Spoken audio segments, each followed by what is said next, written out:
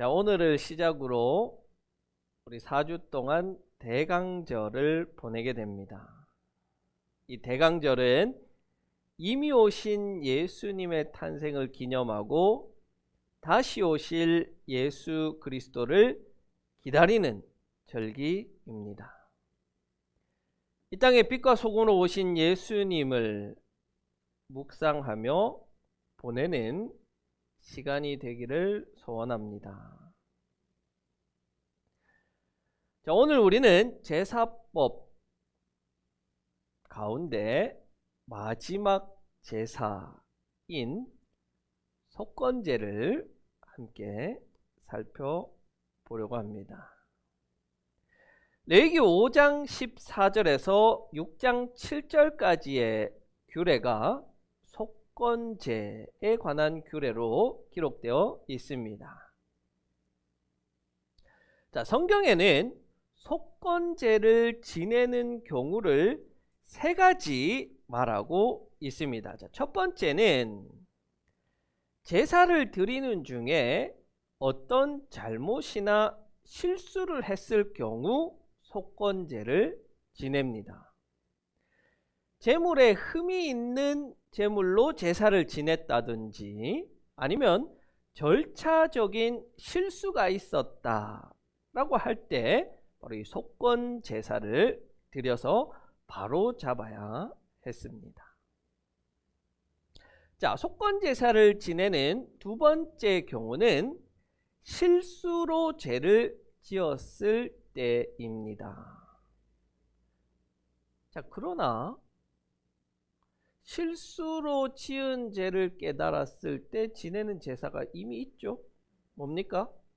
속죄제입니다. 속죄제. 속죄제가 있는데 또 속건제를 주신 이유는 뭐지? 뭘까? 속죄제와 속건제는 이런 차이가 있습니다. 속건제는요, 깨닫지 못했을 때 드리는 제사예요. 속죄제는 뭐예요?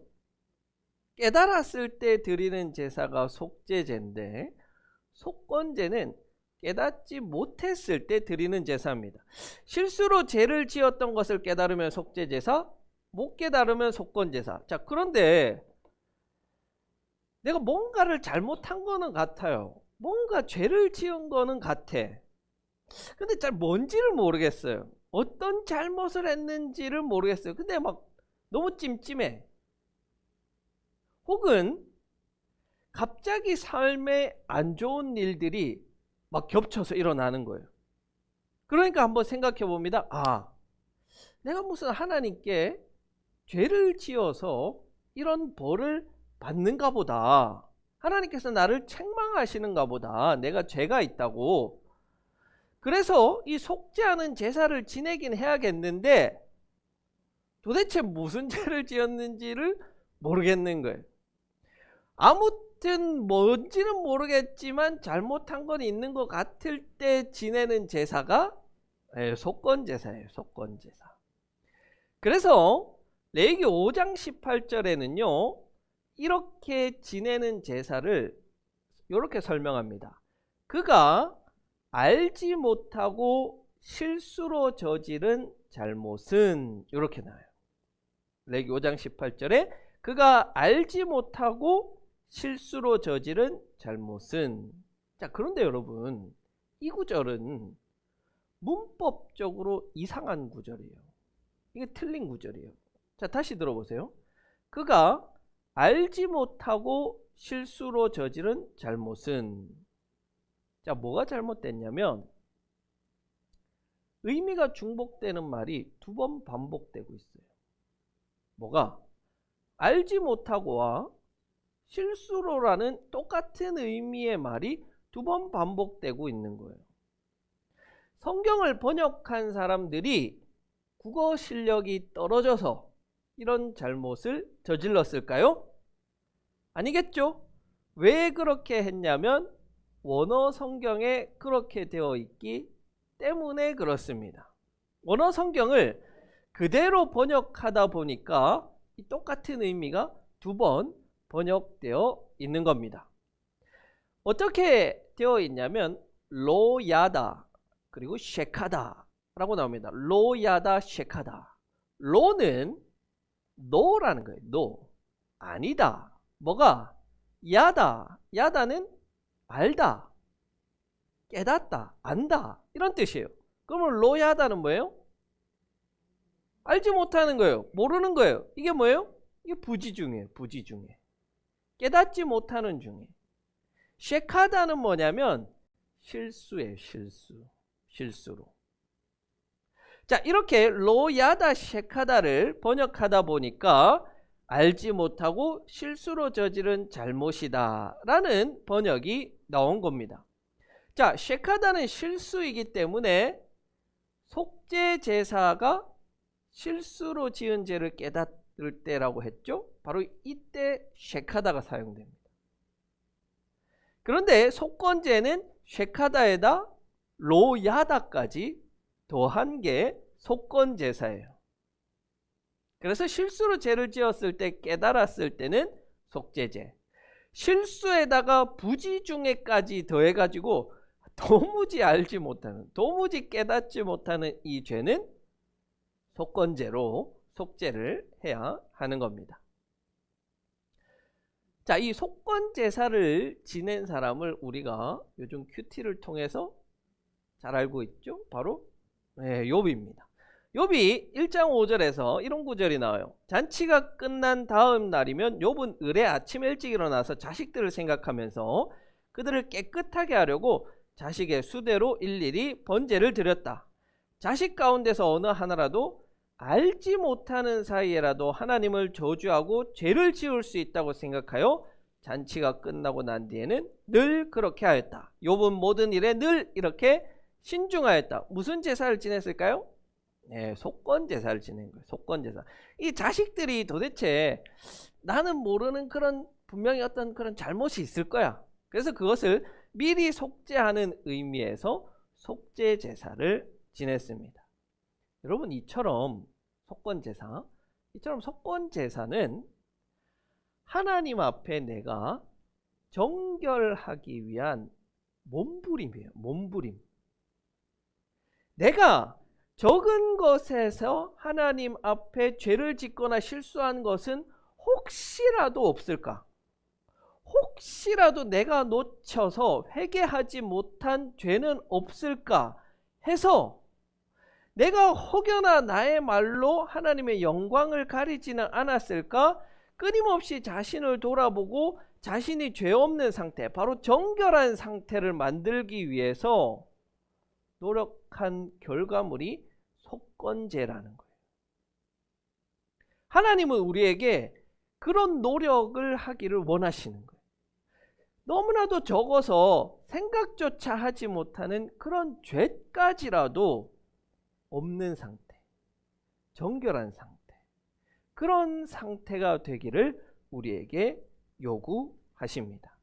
자, 세 번째는 이웃에게 고의로 피해를 입혔거나 손해를 끼쳤을 때 속건제를 드리게 됩니다.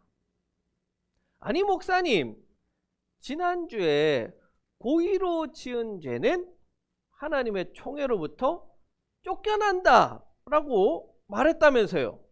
자, 그것은 하나님께 대하여 죄를 지었을 경우이고, 하나님께 대해서 고의로 죄를 지었을 때는 회중 가운데 쫓겨나게 되지만, 사람 사이의 문제는 고의로 지은 죄라도 속죄할 수가 있습니다. 여러분, 사람 사이에 일어나는 이 손해를 끼치거나 피해를 끼치는 일이라는 게 실수로 했다는 게 사실은 잘 없잖아요. 안 그래요? 대부분이 좀 고의예요. 고의. 제가 우리 교인들에게 그렇게 큐티하라고 성경 읽으라고 하는데 안 해요. 그래서 때렸습니다. 고의예요. 우리나라 또 어때요? 공화국이라고 부를 만큼 사기가 많잖아요. 남을 속여서 일부러 빼앗는 거, 고의로 빼앗는 거잖아요. 실수로 했어요? 아니잖아요. 보이스피싱 하는 거 다 고의로 하는 거예요. 그런데 하나님은 이렇게 타인에게 손해를 끼치고 마음을 아프게 하고 힘들게 하는 것을 인간 사이의 문제라고 하지 않으시고 2절에서 하나님께 대해 성실하지 못한 것이다 라고 말하고 있어요.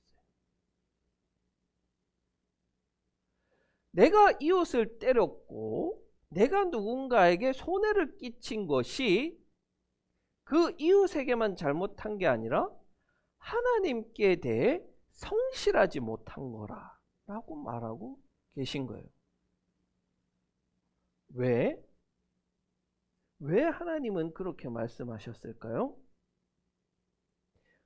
바로 우리 인간은 하나님의 형상을 따라 지음받은 존재들인데 그 존재들을 속이고 범죄하는 것은 그것을 만든 창조주를 기만하는 행위라는 거예요.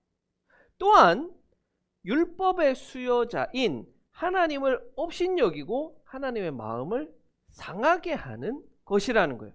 달리 표현하면 하나님은 하나님과 우리 사이의 관계가 좋기를 원하시지만 그것에 앞서 인간들 사이의 관계가 회복되고 화목해지기를 원하시는 분이십니다. 그것을 엄중하게 요구하시는 거예요.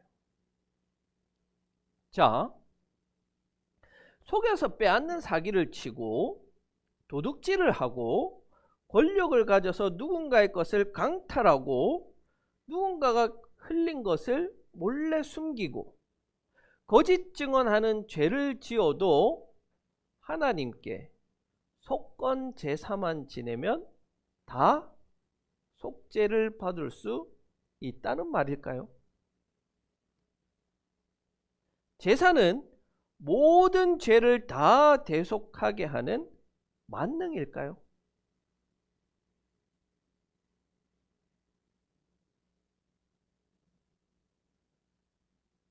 아니겠죠? 아닐 것 같다. 천만의 말씀. 성경을 잘 모르는 사람들이 흔히 하는 착각이 그거예요. 내가 돈을 훔쳐도 하나님께 하나님 제가 돈을 훔쳤습니다. 회개합니다. 용서해 주세요. 그러면은 다 이게 속죄가 된다라고 생각하는 거예요. 그게 착각이라는 말이에요. 아니에요, 여러분. 그렇게 이야기하면 안 돼요.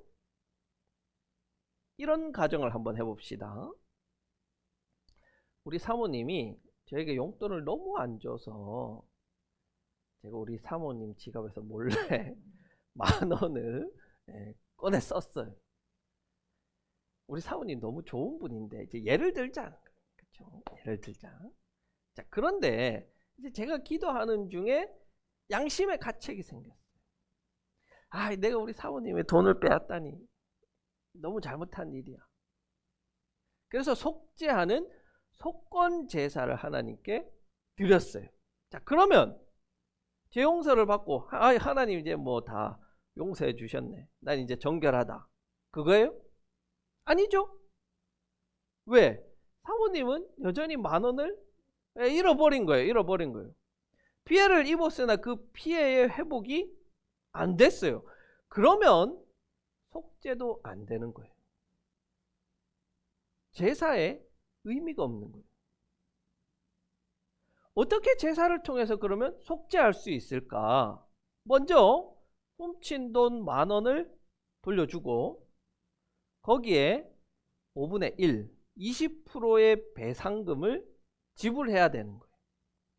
10,000원만 돌려줬다고 아이 뭐 훔친 거 돌려줬잖아. 이제 그만해. 이게 아니고 12,000원을 줘야 되는 겁니다. 그러면 사모님은 나를 용서해 줘야 돼요. 내가 잘못했지만 그래도 2,000원 더 보상해 줬잖아요. 용서해야지. 그런데 이제 사모님이 내 약점을 잡았다. 아, 목사님이 도둑질을 해. 약점 잡았다. 10,000원을 훔쳤는데 10만 원으로 갚아. 이렇게 하면 안 되는 거예요. 이렇게 하면. 이건 안 돼. 하나님께서 그래서 딱 배상금을 정해 주셨어요. 20%. 10배로 갚아. 이게 안 돼. 누구든 훔치다가 걸린 사람은 그때부터 이제 약자가 되는 거예요. 그렇죠? 그러면 이 약점을 쥐고 더 악랄하게 착취하는 것을 하나님은 막고 계시는 거예요. 그래서 20%를 더해서 배상을 하라는 거예요. 그 상대방의 약점 가지고 악랄하게 하지 말고 그렇게 20%의 배상을 하면 용서해 주라는 말이에요. 그렇게 피해자의 피해를 구제하고 용서를 받고 난 다음에 수장 한 마리를 가져다가 제사를 지내면 속건제, 속죄가 되는 겁니다. 여러분, 하나님은 타인에게 피해를 주거나 잘못을 해놓고 하나님 자신에게 용서를 구하면 용서해 준다고 말씀한 적이 없어요. 반드시 당사자 사이에 사과와 용서, 피해에 대한 보상, 그리고 화해하여서 관계가 회복되고 난 이후에 제사를 지내야 죄가 속해지는 속건제가 된다고 규정을 주신 거예요.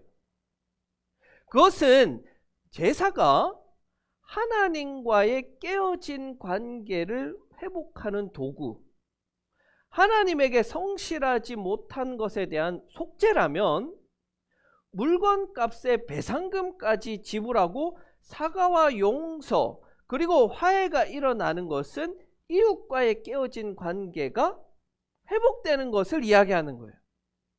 자, 하나님은 뭐를 먼저 하래요? 뭐가 우선이라고 하는 거예요? 하나님과의 관계가 먼저가 아니고 사랑과의 관계, 이웃과의 관계 회복을 먼저 하고 난 다음에 제사 지내러 와 말씀하시는 거예요. 예수님도요 똑같이 말씀하세요. 마태복음 5장 23절과 24절. 그러므로 내가 제단에 제물을 드리려고 하다가 내 형제나 자매가 내게 어떤 원한을 품고 있다는 생각이 나거든 너는 그 제물을 제단 앞에 놓아두고 먼저 가서 내 형제나 자매와 화해하여라. 그리고 난 다음에 돌아와서 제물을 드려라. 예수님의 이 사상이 어떤 새로운 게 아니잖아요. 속건제의 정신이에요. 속건제. 하나님의 마음이에요. 우리가 해나가는 신앙생활이라는 건요, 여러분, 관계의 회복이에요. 죄로 인해 깨어진 관계를 회복시켜 나가는 게 우리의 신앙생활이에요. 그러나 오해해서는 안 되는 것이 하나님과의 관계가 회복되면 인간 간의 관계가 회복되고 만사 형통이다, 잘된다, 땡이에요. 거꾸로입니다. 이웃과의 관계가 회복 없이 하나님과 관계가 회복된다는 건 거짓말이에요. 하나님은 그래서 우리에게 말씀하시는 거예요. 나하고 관계 회복하고 싶어? 그러면 인간관계, 이웃과의 관계 회복 먼저 하고 와. 그래야 내하고 관계 회복이 돼. 그걸 속건제를 통해서 말씀하십니다. 자, 우리는 이렇게 한번 적용해 볼 수가 있을 것 같아요. 속건제사를 오늘날의 우리의 예배라고 한번 생각해 본다면 지난 한 주간 살면서 내가 말의 실수에서 누군가에게 상처를 준 것이 있다면 예배가 시작되기 전에 다 풀어야 합니다. 풀어야 돼요. 아내에게 남편에게 말로 상처를 줬어요. 피해를 줬어요. 그런데 또 우리는 막 자존심은 있어가지고 사과할까 말까 망설이잖아요. 안 돼, 안 돼. 예배 시작하기 전에 사과를 하세요. 관계를 회복하고 와서 예배해야지 예배를 통해 하나님과 관계가 회복되는 거예요. 반대로 내가 피해를 당했어요. 내가 마음에 상처를 입었어요. 그럴 때도 마찬가지예요. 누가 나에게 상처를 줘서 피해를 줘서 미안해, 내가 잘못했어, 사과합니다. 그런데 사과 쉽게 받아주기가 싫어요. 내가 그렇게 마음이 아팠는데, 내가 그렇게 힘들었는데 너도 힘들어봐. 그게 우리의 마음이에요. 그런데 하나님은 그렇게 말씀하지 않아요. 그러면 안 돼요. 그렇게 사과하면 받아주고 관계를 회복하고 예배해야 되는 거예요. 특히 부부간에 더 그렇습니다. 부부싸움을 하든지 말다툼을 하든지 해서 마음이 삐진 상태로 누군가를 미워하는 상태로 예배 자리에 오지 마십시오. 여러분, 이건 비유적이고 은유적으로 말하는 게 아니고요. 진짜로 그렇게 하라는 거예요. 진짜로. 반드시 화해하고 풀고 와서 하나님께 예배 드리라는 거예요. 다만 오해는 하지 마세요, 여러분. 사과 없는 용서는 없어요. 사과 없는 용서는 없습니다. 상대방은 사과를 안 하는데, 가해자는 사과를 안 하는데 피해자가 용서를 한다? 이런 용서는 없어요. 이건 용서가 아니에요, 여러분. 왜냐하면 뭐가 안 됐어요? 관계 회복이 안 됐기 때문에 그래요. 관계 회복이 안 됐기 때문에. 용서는 사과가 전제되어야 하는 거예요. 마치 위안부 문제가 그런 것과 같아요. 지난주에 우리나라 재판부에서 일본 정부는 위안부 피해를 당한 분들에게 배상하라는 판결을 내렸어요. 위안부 피해를 당하신 분들이 요구하는 것은 돈이 아니라 진정한 사과였어요. 사과. 그러나 일본 정부는 잘못에 대한 사과 없이 책임이 없다, 이 말만 되풀이하고 있는 거예요. 누군가는 그렇게 말하더라고요. 이 피해자들이, 위안부 할머니들이 벌써 70년, 80년이나 지났는데 이제 용서해야지. 그래야 일본하고 관계도 회복되고 좋아지지. 천만의 말씀이에요, 여러분. 사과 없이는 용서가 없는 거예요. 예수님께서 말씀하셨잖아요. 70번씩 7번이라도 용서해라. 용서해야죠. 사과하고 잘못했다면 용서해야죠. 그런데 사과가 안 하는데 어떻게 용서를 해줍니까? 상대방은 잘못을 인정하지 않는데 나만 혼자 용서한다고 관계 회복이 일어나지를 않는 거예요. 제가 설교를 통해서 여러 번 소개를 했습니다. 영화 밀양.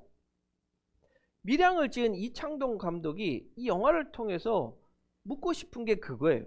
과연 인간의 용서가 없는데 하나님이 죄를 용서해 주실 수가 있을까? 인간의 관계 회복이 없는데 하나님과의 관계가 회복될까? 그것에 오늘 속건제를 규례로 주신 하나님은 NO라고 말하는 거예요. 아니다라고 말하는 거예요.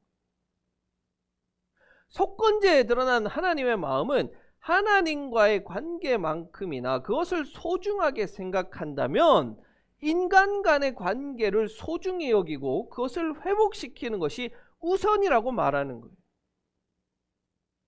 자, 남편들, 오늘 김재호 집사님 딱 잘 안 오셨네. 시키려고 했는데, 자, 남편들은 자, 아내를 보시고, 우리 한 집사님도 박 권사님을 보시고, 자, 따라하세요. 따라하세요. 자, 당신을 무시하고, 변 집사님 하셔야지. 자, 같이 하세요. 남편들 다 하셔야 돼요. 자, 당신을 무시하고, 말을 잘 듣지 않아서 속상하게 한 건 미안해. 자, 잘하셨어요. 자, 이제 아내들 어떻게 할 거예요? 어떻게 할 거예요? 용서할 거예요? 할 거예요? 네, 할 거예요. 자, 반대로 아내들 따라하세요. 으이구, 이 원수 같은 놈아라고 미워해서 미안해. 어떻게 하실 거예요, 우리 남편들? 예.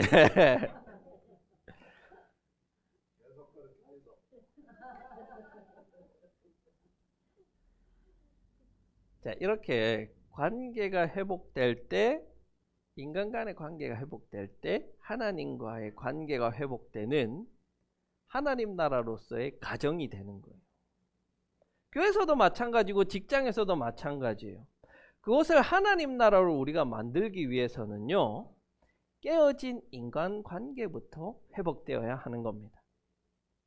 진심으로 사과할 수 있는 용기를 내십시오.